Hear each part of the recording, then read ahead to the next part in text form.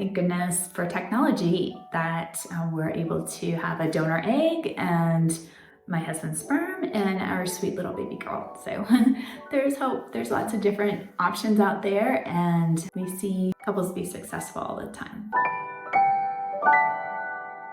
We talk with many couples who think that IVF is the last resort, and luckily, if you have had a failed IVF attempt, so sorry, I know it's heartbreaking on many levels, but it's not your last resort. And we have seen time and time again couples who have had failed IVF attempts come to us, and we help look at each situation in a functional medicine-based approach. So what is the reason? What is the root cause of why the IVF treatment didn't work in this case? So that can be many things.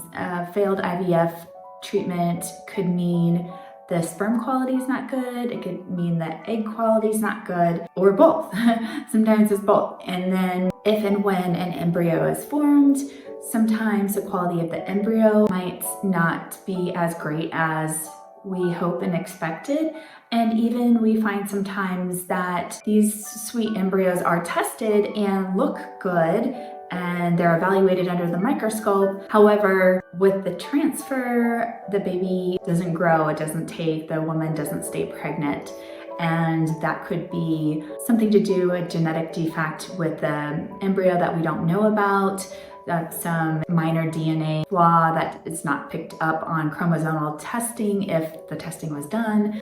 These are just examples. And then it also could be for the woman who is carrying the embryo, it could be that her immune system is off balance, where her immune system is seeing the baby as foreign and doesn't accept it, or maybe there's a lot of inflammation and the helper T cells are off, and these can all negatively affect how well the transfer works. So if you've had a failed IVF attempt or know a couple that has, there is hope. I love hope. There's hope. And I know sometimes it's really hard to see. It was for me in my personal journey for sure. If it's been a failed attempt, depending on the situation, that we can optimize the male and we can optimize the female. And just doing that, having really high quality sperm and really high quality egg comes together to make a high quality embryo. And sometimes that's all the changes that need to take place, actually. And then other times it's really focusing on the woman and making sure her body is ready to carry and accept the pregnancy. So that means a really well-balanced immune system. And unfortunately, today we see a lot of autoimmune cases, and that can negatively affect fertility. However, we're able to look at that root cause and help change things, even the level of food in our gut.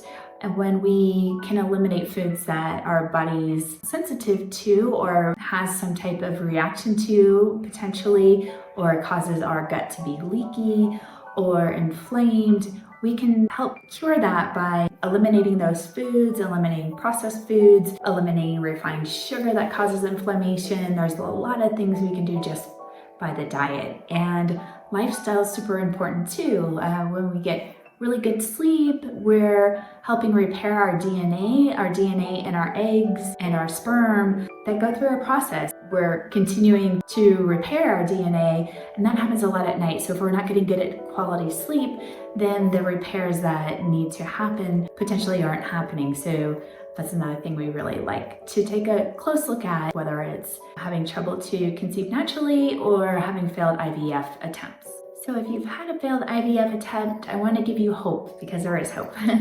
That we have seen couples come to us and we're able to optimize the male and the female, and they go on to have a healthy baby. Whether that's, we see sometimes that additional IVF attempts after we optimize each person's health, we frequently see those being successful. And we've also seen couples that have gone the IVF route and then have gone to us for optimization, and then they're able to conceive their baby naturally. And then there's, like my case, being a certain age, my eggs, I just wasn't able to have our next baby with using my egg because of the quality of my eggs and the hormones that they were being around with my age. So we went the egg donor route, and thank goodness for technology that we're able to have a donor egg and my husband's sperm and our sweet little baby girl. So there's hope. There's lots of different options out there, and we see couples be successful all the time. So